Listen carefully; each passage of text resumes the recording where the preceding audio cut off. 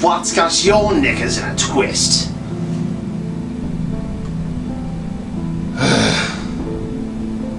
Is it the fact that you said that you'd do better this year at putting out movie reviews and you haven't done that?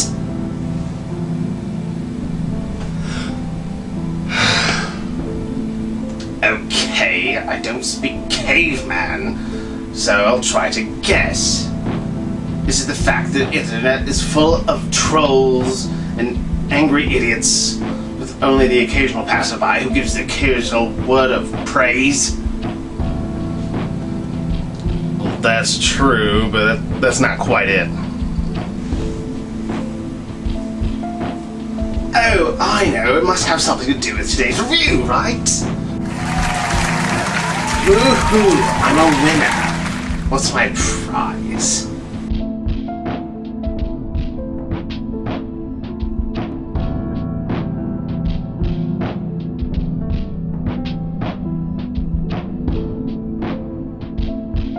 What? Well, I'm out of here. Good luck. Oh, you son of a... God.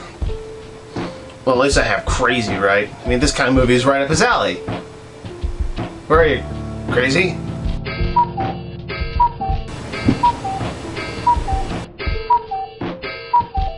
You've got to be kidding me. Is nobody willing to help me out with this movie?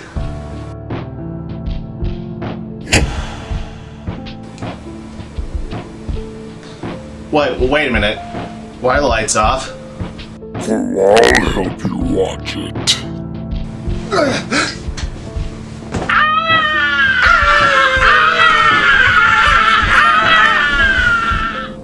What? Do you think I was kidding? I'm not gonna review that movie with him.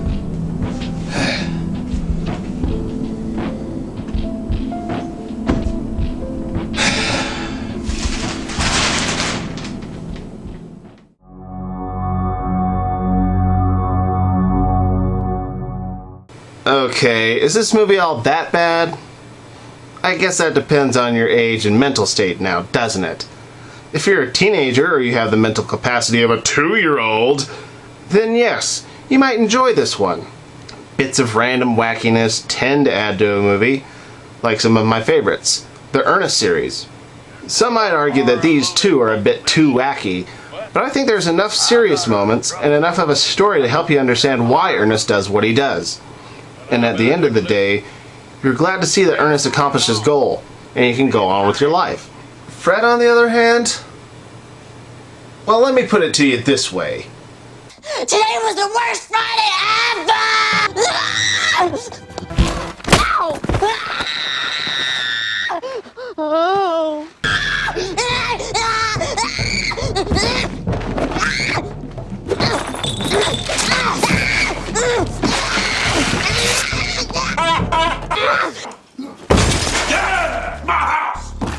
Then throw in a Twilight-inspired stalker love story, and you've basically got the general gist of the movie.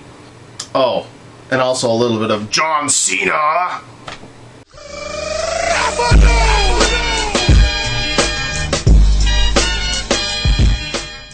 Playing the role of Fred's dad.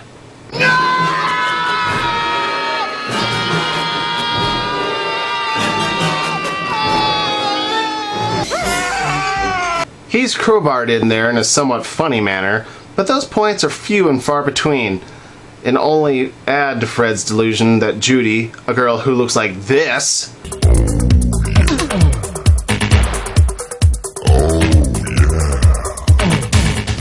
primarily known for her singing talent in real life and the movie, is his girlfriend. This is a point that is also mocked and ridiculed throughout the movie. Of course, he's too blind to see that the only girl who currently gives him the time of day is Bertha, and she actually likes him. Perhaps to the degree of being eternally stuck in the friend zone, but I digress. For those unfamiliar with Fred, here's a quick recap. Fred is a self-deprecating, internet-famous or infamous icon who, just like the movie, is head over heels for Judy, and is constantly thwarted by his nemesis Kevin. Apparently he's so popular, as I discovered while researching, and by researching I mean looking at the Wikipedia article, he's been in just under 100 episodes, including a 9 episode animated series. So, in order to try and cash in on a brilliant idea such as this, Nickelodeon decided to give him a full-length movie to try and cash in on his fame. And how well did it do?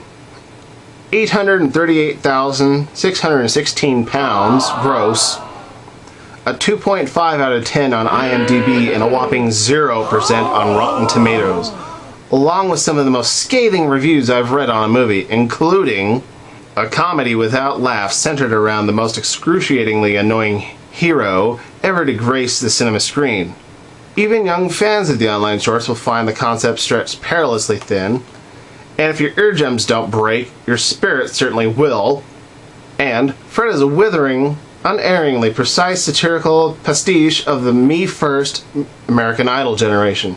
The only question is why an audience would choose to spend 83 minutes with him. So of course I had to watch it and see if these guys are right, and well, I think you guys already know what my opinion on this movie is. So let's take a look at it together, shall we? So we start out with Fred screaming at us, a quick recap of the surrounding area, and a glimpse into Fred's relationship with his quote-unquote girlfriend, Judy. Oh, and get used to these transitions, because they're the spittle that holds this movie together. The grating point that Fred is delusional about their relationship is exacerbated throughout the entire movie. Don't believe me? Well, allow me to explain with this montage. Imagine me and you, I do. I think about you day and night. It's only right to think about the girl I stalk both day and night. So happy together. I dated you for just a week. You dumped me and I cried real hard and still can't sleep.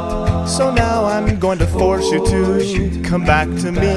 So happy together.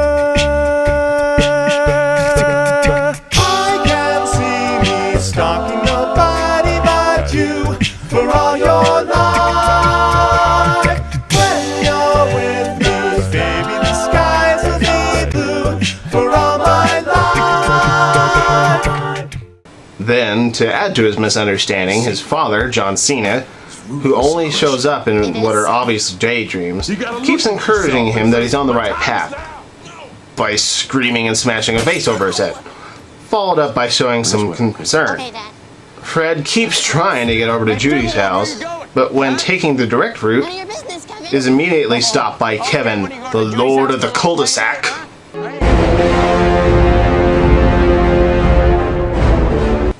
So, he tries a few unconventional methods first, before discovering that Judy has apparently moved. No!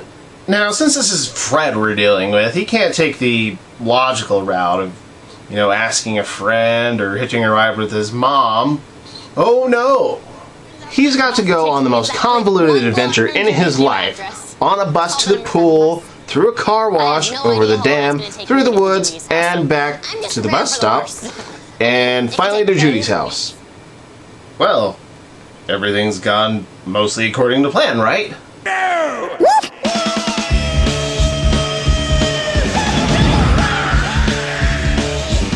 Little boy, you're going to hell!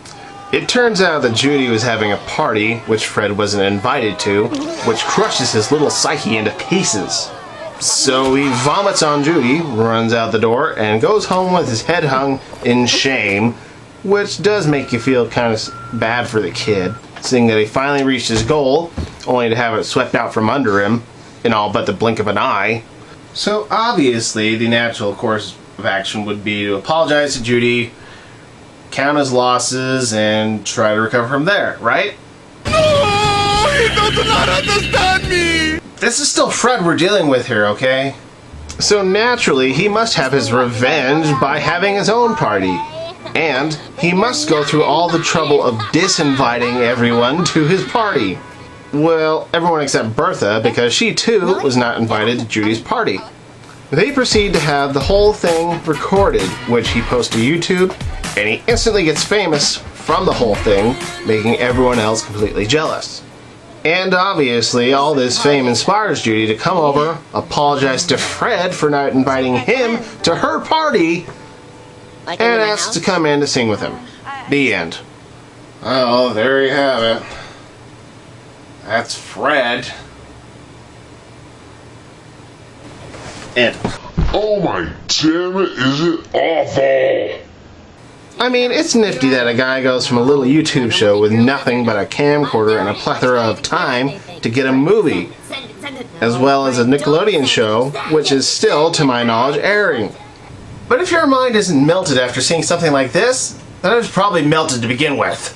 Nothing but screaming, one embarrassing scene after another, tied together with what you would call, if you had to, a happy ending, doesn't really qualify as something people should associate with the words, well done.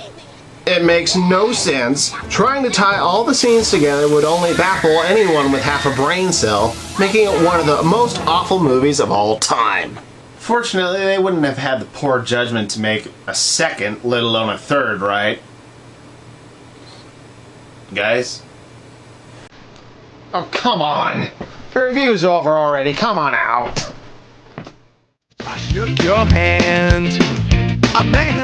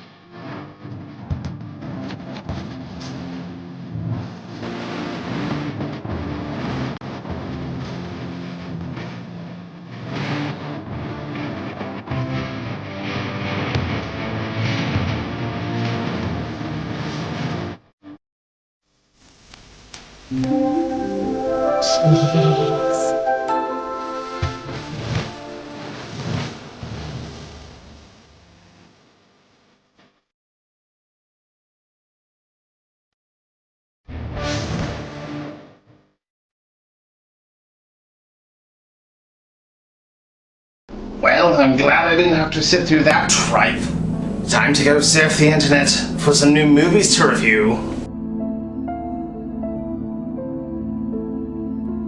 Huh? What the hell is this? Is this somebody's bad idea of a joke? It's Fred time!